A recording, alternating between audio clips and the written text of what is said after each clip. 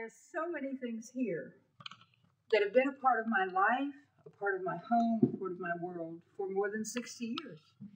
And I am amazed at myself how completely joyful I am to see them displayed in the museum.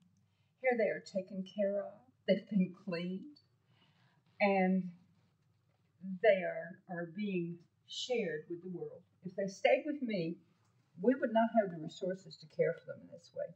I was just saying of these two dolls. The old gypsy woman, fortune teller, was my mother's. And the little Berlin devil was mine. The ivory figurine my mother had in Berlin in 1946 or 47, and it's been with us ever since. The butterflies were mine. I especially love this one, the blue one. And the bracelet with the crests of the different German cities, this one right here, that was a gift to me from a favorite beau of mine. The white Rosenthal vase here in the little container is actually pictured in one of the exhibits. It's the picture that was taken on my 16th birthday of my mother and me. And there's a round table with a glass top, and that vase is reflected in it. The handkerchief next to it was my mother's from the very early days in Berlin, when she was here before my grandmother and I even got here.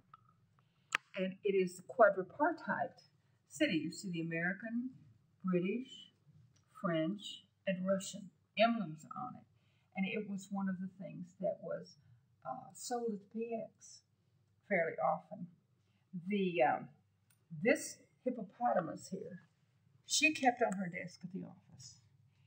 And every day, if you walked into her office and the hippopotamus was looking at you with his face, that meant she was in a good mood.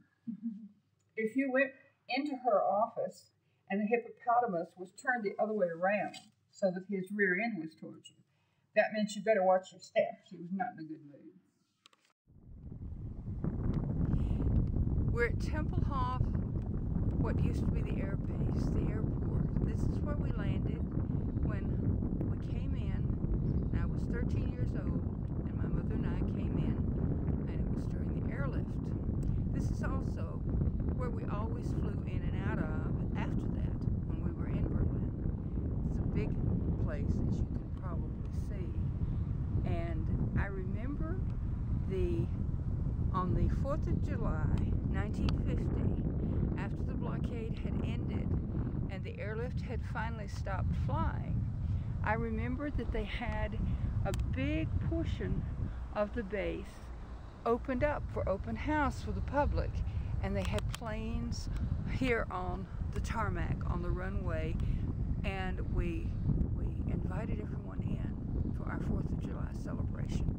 We had a big parade, and I remember, because I was a teenager, I was 14 at the time, or 15, whatever, 15, 14, 13, 14. I'm in great shape, you can tell. I was 14 at the time, and I was a teenager, and I was really bored, especially when the people I knew who were marching in the parade, I mean, there were so many of them, my gosh, you got just a little old glimpse of them. And then something wonderful happened. There was something I had never seen before, and that was a helicopter. It was a Sikorsky. That was a new thing in the world at that time. It's the first helicopter I ever saw. So I remember that 4th of July's parade and celebration here at Tempelhof, probably right here near these hangars in the background, and certainly here near the main entrance. That was the main lobby, the main entrance there under the sign when we came in. And I can remember when we flew in the dark, we had to get off the plane quickly.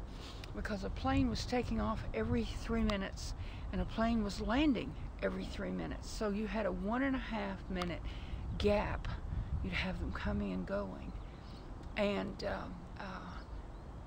they really got us out of there quickly and rushed us to the terminal. You know, grab your bags and go.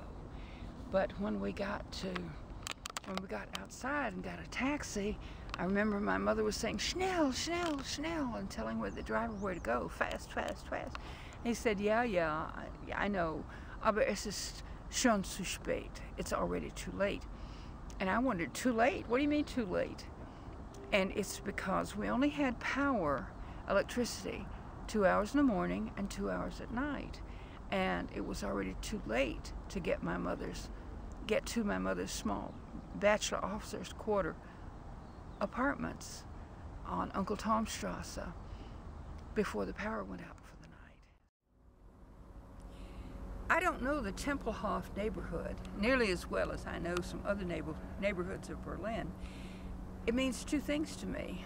Tempelhof Airfield, Air Base, where we flew in and out, not only during the airlift, but all the time. This was the American Air Base in Berlin. The other thing it means is baseball, because we had a baseball league in which the different units, 3rd Battalion, 1st Battalion, the MPs, the tankers, and the Tempelhof team all competed. And while most of the games were played on the other side of town, closer to where I lived in Dahlem and Zehlendorf, sometimes there were games at Tempelhof.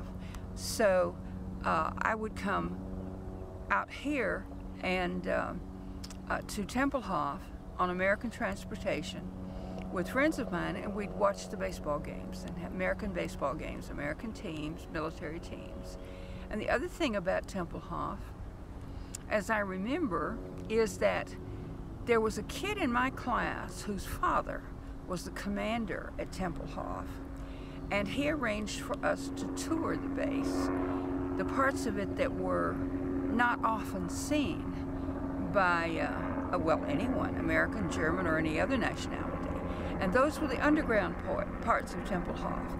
And as we went down underground, under the building, what would be, I guess you'd call, sub-basement levels, they were still digging out from the war damage.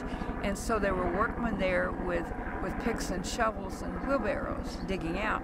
But there was this enormous pressure chamber, easily as big as maybe 4 buses combined. And it had seats around the side, but if you'd fallen in, they'd have had to get a ladder or a forklift to get you out, because it was huge and it was just pretty much empty. They called it Big Bertha. I know there are guns by that name also, but they called that big pressure chamber Big Bertha, and I doubt that many people had seen it up to that point. I don't know whether they had to dig it out. I don't know what the damage had been to that part of the field.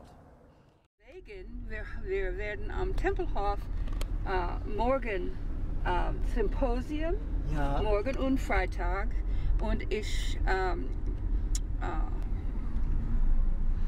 bin mit diesem Symposium, und auch wir haben ein Museum, alliierten Museum Exhibit, ja. von meiner Mutter. Wow, toll. Von ihrer Zeiten, ihre Papiere und ihre Fotografien und andere historische Sachen. So, es ist eine große, big deal für mich. Sehr schön, super. Und ich schreibe Bücher, und er ist mein Fotografer. Ja? Er fotografiert alles. Alles? Alles, ja. Schön. Ja, ihr Herr nimmt uns auf.